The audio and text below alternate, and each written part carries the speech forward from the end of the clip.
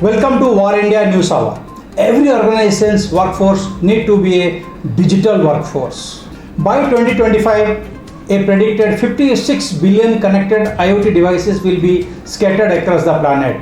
With the ads generating more data, 75% of all enterprises data, the ads where the Internet of Things, artificial intelligence and ultra-fast 5G networks converge with come soon change our life drastically. The growing demand to modernize IT architecture, migrating and updating legacy applications can increase administrative and operational time. By shifting away from internal management of these applications and learning into Kubernetes application platform instead, your organization can save not only time but money. Technology enables the digital workforce. The digital workplace can best be considered the natural evolution of the workplace, and with this the employees are able to do their job by collaborating, communicating and connecting with others. And today every organization's workforce need to be a digital workforce powered by data, running in a multi-cloud world and ready to take anything.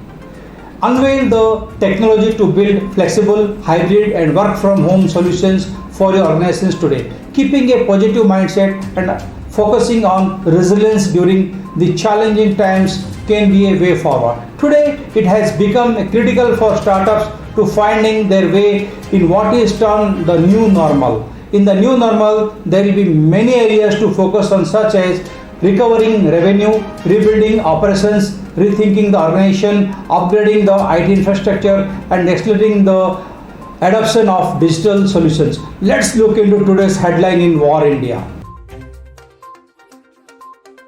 Windows 11 will finally introduce advanced multi-monitor setting. There are speculations on how the global event of Microsoft to be.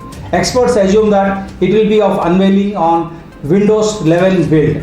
There will be an option that allows the OS to remember each window location based on the monitor connection. This means that if you leave a bunch of windows open on both monitors, once you reconnect a display or when you wake up the PC, this should potentially fix the issue of moving random windows or tap or cramming up all the opened apps on one of the monitors.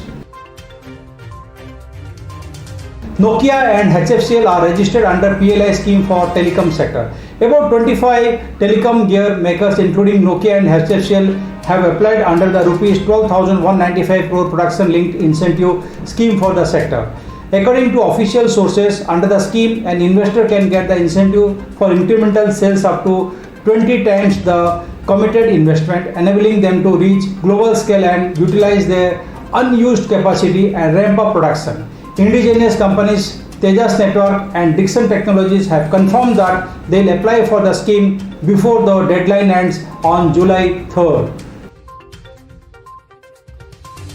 Facebook launches live audio rooms and podcast in US. Earlier, Facebook has announced a series of planned investment into new audio products, including a Clubhouse live audio competitor as well as new support for podcast. Today, Facebook officially rolled out live audio rooms in the US and on iOS, starting with public figures and select Facebook groups and the debut of an initial set of US podcast partners. Facebook groups trying the new format include Dance Accepts Everyone, Vegans Solve Food, Meditation Matters, Pow Wow Nation, Octo Nation, the largest octopus fan club, and Space Hipsters. The G7 to work together to tackle ransomware groups. The United States and other G7 countries including Canada, France, Germany, Italy, Japan, the United Kingdom and the United States have warned the countries that allow ransomware groups to operate from within their borders and do not make any efforts to deter their actions, that they will be held accountable for their lack of action. The warning comes as the commitment to fight what they described as the global challenge of ransomware, following regular high-profile ransomware attacks. Former Blackstone dealmaker Syriac to buy Jim Labs tech. Matthew Syriac, previously with Blackstone Group Inc., has agreed to buy a stake in Indian pharmaceutical company Jim Laboratories Limited. Syriac also runs investment firm Florin Tree Advisors is purchasing the 22% stake held by A Development Capital in India 1 LLC. He is set to pay around 300 million rupees, that is $4 million for the shares. Shares of Jim Laboratories have risen to 29% this year, giving the company a market value of about $25.5 million. That's all for now. Please like, share, comment and subscribe to War India News Magazine. You can also download the War India app from Google Play Store for the latest news and updates. Stay tuned. Thank you so very much.